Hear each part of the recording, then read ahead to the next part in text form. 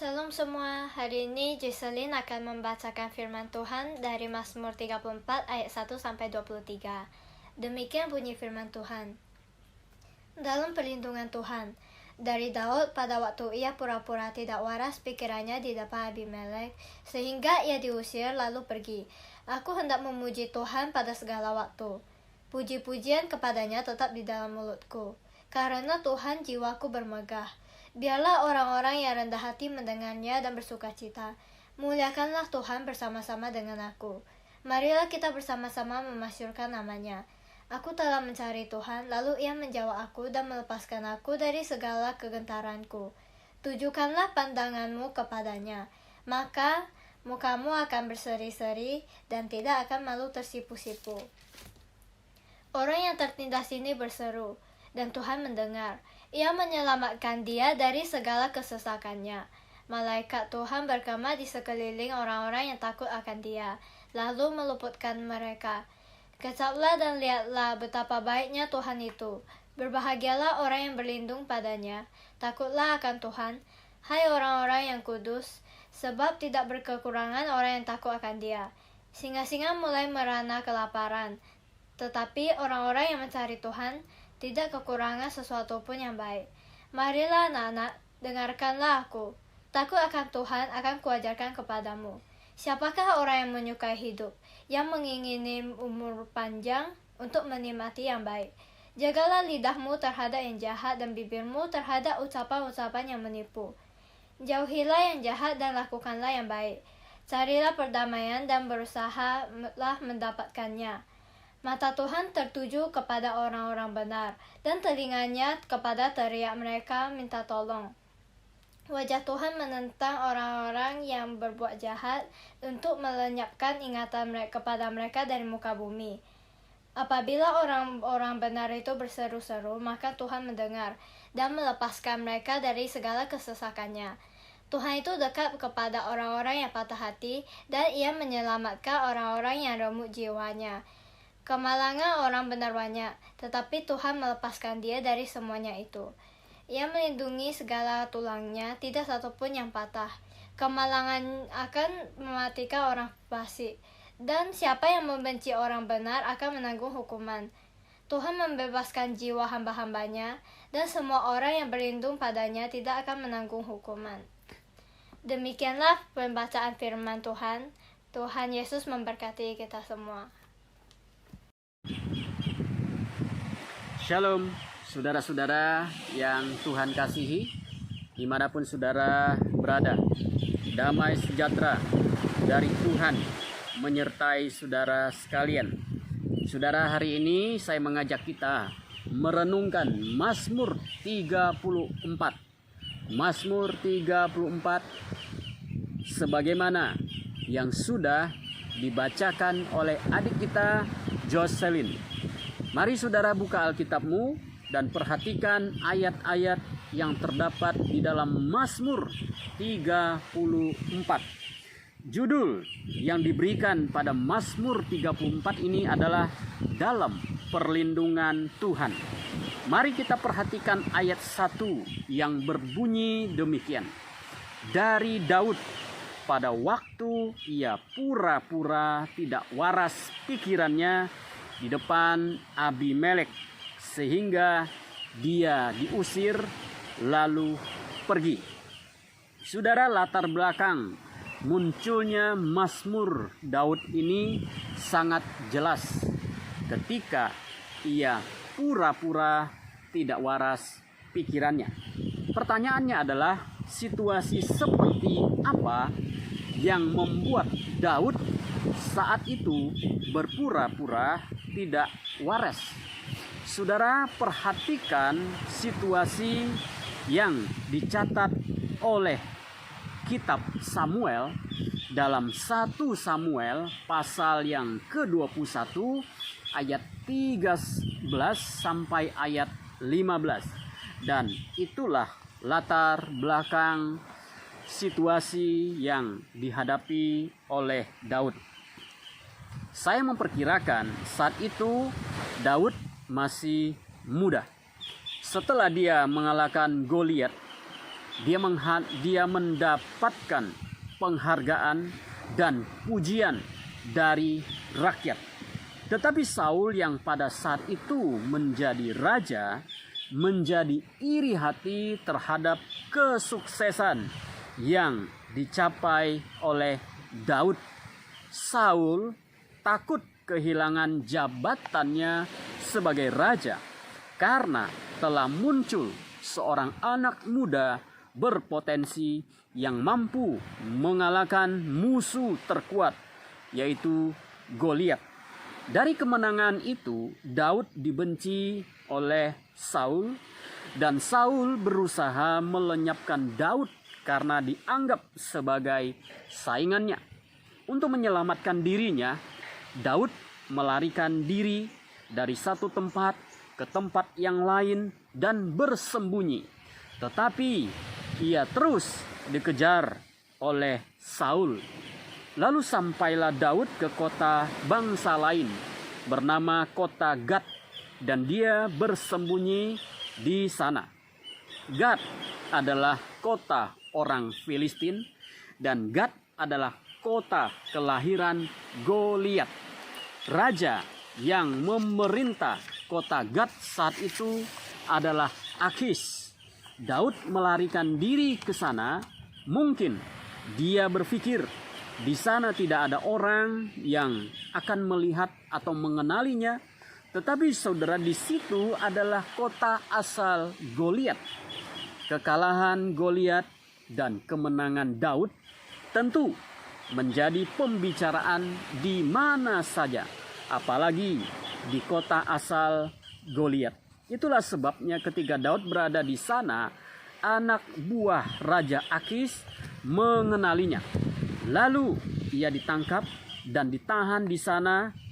Silakan saudara bisa baca Mazmur 56 ayat 1. Ketika ditahan dan untuk menyelamatkan dirinya, Daud berpura-pura menjadi orang gila dan akhirnya dia dilepaskan. Saudara, itulah latar belakang Mazmur 34 ini. Bagi siapapun, situasi yang dihadapi Daud ini sungguhlah tidak mudah. Dimusuhi oleh rajanya, melarikan diri dengan harapan bisa selamat, tetapi mau lari kemanapun ia masih bisa dikenali, menaklukkan musuh orang Israel, tetapi justru dia sekarang dimusuhi. Tetapi saudara, walaupun saat itu Daud sudah diurapi menjadi raja menggantikan Saul, namun saudara, secara kekuasaan dia masih sangat lemah. Setiap saat nyawanya terancam kematian oleh Saul dan pasukan Saul. Bagi Daud, saudara, situasi saat itu mungkin ada di antara maju kena, mundur pun kena. Tetapi saudara, akhirnya Daud selamat dari situasi yang rumit ini. Dari situlah muncul Mazmur 34. Mazmur ini berisi pujian, ucapan syukur, nasihat, dan pernyataan iman. Ayat 1-5 itu berisi ucapan syukur Daud kepada Tuhan karena kebaikan dan kesetiaan Tuhan yang telah meloloskannya dari musuh. Dalam situasi yang susah, Daud mencari Tuhan. Ayat 5 berkata, "Aku telah mencari Tuhan, lalu Ia menjawab aku dan melepaskan aku dari segala kegentaranku." Ayat 6 sampai ayat 15 itu berisi nasihat Daud bagi kita. Apa nasihat Daud bagi kita, saudara? Yaitu yang pertama, ada beberapa nasihat Daud bagi kita. Yang pertama, Daud bilang, pandanglah kepada Tuhan dan hidupmu akan bahagia. Di ayat 8, ayat 6, dan ayat 8. Mengapa saudara pandang kepada Tuhan hidup akan bahagia? Karena Dia akan mengutus malaikat-malaikatnya untuk melindungi kita. Tentu inilah yang Daud lakukan, yang Daud alami ketika dia sedang berada di pengasingan, yaitu ada perlindungan Tuhan, ada penyertaan Tuhan yang nyata. Yang kedua, nasihat Daud adalah takutlah akan Tuhan, sebab tidak akan kekurangan orang yang takut akan Tuhan. Ayat 9 sampai 13. Karena apa? Pertolongan Tuhan selalu datang pada orang yang berharap pada Tuhan. Yang ketiga, jagalah lidah dan bibir kita. Ayat 14. Ketika kita sedang dalam kesulitan, sangatlah mudah bagi kita untuk mengeluh, untuk memaki, menyalahkan orang lain, bahkan menyalahkan Tuhan. Tetapi justru Daud mengingatkan kita untuk menjaga lidah dan bibir kita agar tidak mengucapkan hal-hal yang jahat. Yang keempat, nasihat Daud bagi kita adalah jauhilah yang jahat dan lakukanlah yang baik dan carilah perdamaian. Jangan suka ribut sama orang lain. Ayat 15. Waktu mengalami kesusahan, manusia cenderung untuk berbuat yang jahat dan melupakan untuk berbuat yang baik, apalagi ketika menghadapi situasi seperti yang dialami oleh Daud. Namun, ia menasihatkan kita untuk tetap berbuat baik dan menjauhkan diri dari kejahatan. Saudara, menjadi Daud itu tidak mudah. Kenapa, saudara? Karena dia tidak berbuat jahat tentunya. Dia sudah mengalahkan Goliat, musuh terbesar yang ditakuti oleh orang Israel prajurit, apalagi oleh Saul. Saul sebagai raja pada waktu itu tidak bisa berbuat apa-apa. Dan Daud tampil ke depan mengalahkan Goliat. Dan setelah dia mengalahkan Goliat, menaklukkan musuh bangsanya, dia sekarang dikejar, dimusuhi, diperangi, mau dihabisi, mau dibunuh. Itu tidak mudah, saudara. Sudah berbuat baik, tapi malah dijahatin. Ini pergumulan yang tidak berat. Ini pergumulan yang sangat berat. Tetapi Daud berkata, jauhilah yang jahat dan lakukan yang baik dan carilah perdamaian. Luar biasa nasihat Daud ini. Lalu kemudian di ayat yang ke-16 sampai 23 berisi pernyataan keyakinan Daud kepada Tuhan. Ayat 16 berkata, mata Tuhan tertuju kepada orang benar dan telinganya kepada teriak mereka minta tolong. Jadi saudara, jika kita ingin didengar oleh Tuhan, hidup yang benar, berbuat yang benar, bertindak yang benar, ucapkan hal yang benar. Lalu kemudian ayat 17, wajah Tuhan menantang orang-orang yang jahat untuk melenyapkan ingatan kepada mereka dari muka bumi. Jika kita berbuat jahat, kita menjadikan diri kita sebagai musuh Tuhan. Ayat 19, Tuhan itu dekat kepada orang-orang yang patah hati, dan ia menyelamatkan orang-orang yang remuk jiwanya. Ayat 20, kemalangan orang benar banyak, tetapi Tuhan melepaskan dia dari semuanya. Hiduplah yang benar, berbuat yang benar, berkata yang benar sesuai dengan firman Tuhan. Walaupun saudara itu tidak mudah, dan seringkali saudara kita dibenci karena kita berbuat yang benar.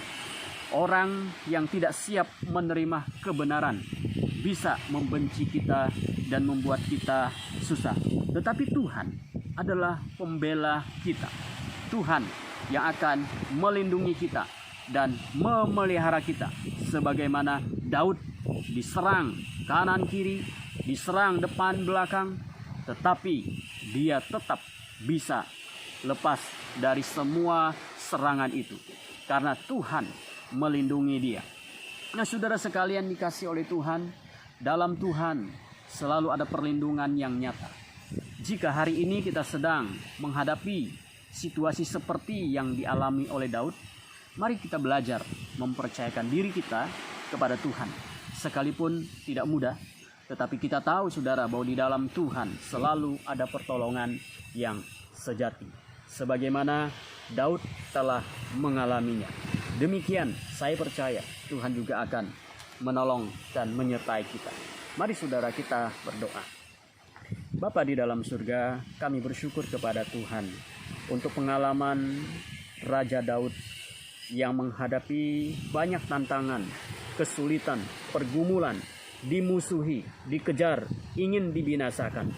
Tetapi Tuhan melepaskan dia dari semua itu, karena Tuhan adalah perlindungan bagi Daud. Demikian juga Tuhan, kami hari ini, kami berdoa supaya Tuhan menolong kami, menyertai kehidupan kami.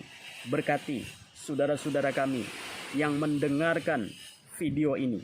Tuhan, berkatilah kehidupan mereka. Situasi yang tidak mudah mereka hadapi. Mungkin ada di antara mereka sedang menghadapi situasi seperti yang Daud hadapi. Melakukan yang baik, tapi dibalas tidak baik. Tuhan, biarlah Engkau menghibur dan menguatkan mereka. Sebagaimana Daud juga menghadapi hal yang sama, tetapi dia tetap berpaut kepada Tuhan. Bahkan dia menasihatkan untuk menjauhi kejahatan dan tetap melakukan yang baik. Terima kasih Tuhan, kami bersyukur untuk firman-Mu ini. Dalam nama Yesus kami berdoa. Amin. Kiranya Tuhan berkati saudara sekalian. Amin.